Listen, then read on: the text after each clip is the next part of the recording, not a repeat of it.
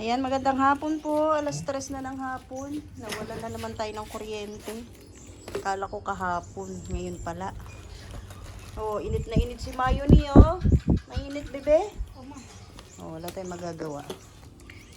So ngayon, meron po tayong parcel na dumating para po ito kay Mayoni. Ayan. Medyo malaki, oh. Oh, bakit nandito tong aso na to? Eh, syempre, hilain muna natin dito. Uy, magaang lang pala. Kala kong bigat. Palabasin mo muna yung aso. Ay, alika! Palabasin muna natin tong aso. Bago natin buksan. Sige na ate, buksan mo na. Ngayon, bubuksan na po natin. Hindi, ito lang. Mayoni, para sa'yo to. Oh, Mayoni, para sa'yo. Ito po yung binigay ni Ate Luz. Binigyan siya ng cash ni Ate Luz. Pero ito po yung binili natin. Binili pala ng nanay niya. Ni Mayoni. Ano yan ate? Buksan, hilain mo na. Sana walang sira. Isa-isa yun. Bilis naman. Ilang araw mo ito in-order? 3 days lang. Ay, paano? Sige na. Lapag mo muna doon. Yan. Yan muna natin ilapag. Hawakan mo. Tanggalin mo muna yung nasa gilid. Yan. Ano kami mga bakal ah. Kaya mo bang i-assemble yan? So yan, thank you kay Ate Luz. Pinambili natin ng ganito.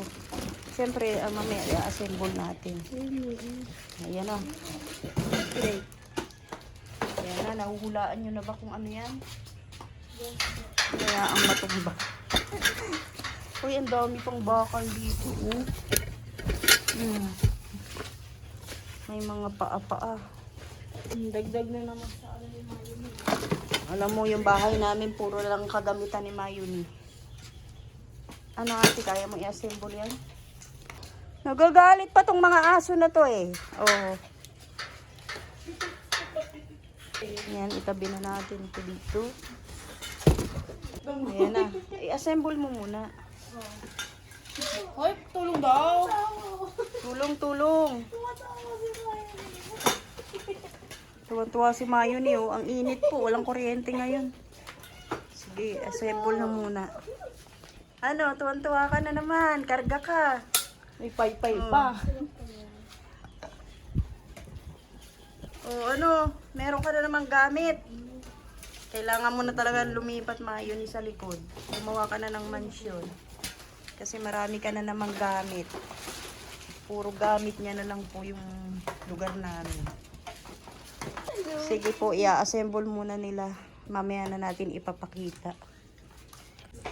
Ayan, habang nagkakagulo sila, dito kami ni Mayoni. O ano Mayoni, may gamit ka na naman panibago. Hala, meron na naman siyang bagong gamit. Hala, ano, mainit? Naiinitan, oh. Ba't ganyan ang kilay mo? Ba't ganyan ang kilay mo, bebe? Hala, hala. Ayan na, 3 na silang nagtulong-tulong. Ayan na, ayan na po, nabuo na nila, oh. Oh, di ba? Alam niyo na kung anong tawag diyan. Mayoni, may gamit ka na naman. Ito na po, Ate Luz, binili na natin ng high chair si Mayoni. Ngayon subukan natin. Ilagay. Pupunasan mo po. May preno siya sa baba, oh. Yung gulong niya. Meron siyang lalagyan ng gamit. Punasan daw muna. Bago natin ilagay si Mayoni.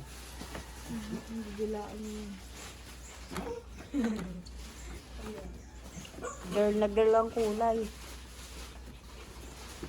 Ayan, pagkakain na siya, ayan, meron ditong lalagyan na ng pagkain niya para siya na lang kakain mag-isa. Kung kakain na. Pero pwede na siyang kumain kasi 6 months na eh. Ayan na. Ayan na, excited na si Mayuni. Oh, Si Geraldo. ano Mayuni, may gamit ka na naman bago. Pwede ka nang maupo.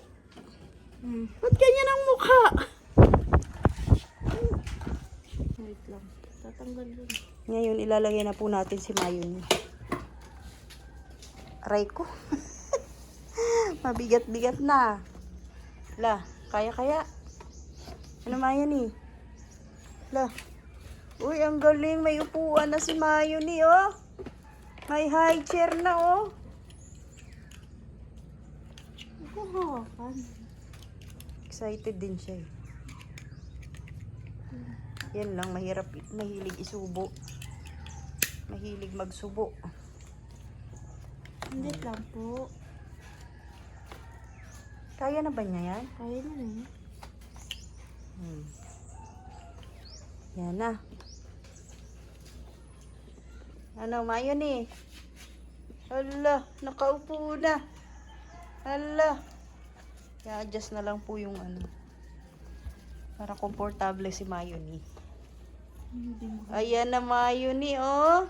Hala, may upuan na siya. Mayuni. Ano? Ano subo? Yan ang hirap sa iyo eh. Mahilig isubo. Yan na, ang galing. O ngayon, andar na, andar. Hala, ang ganda na ni Mayuni, oh.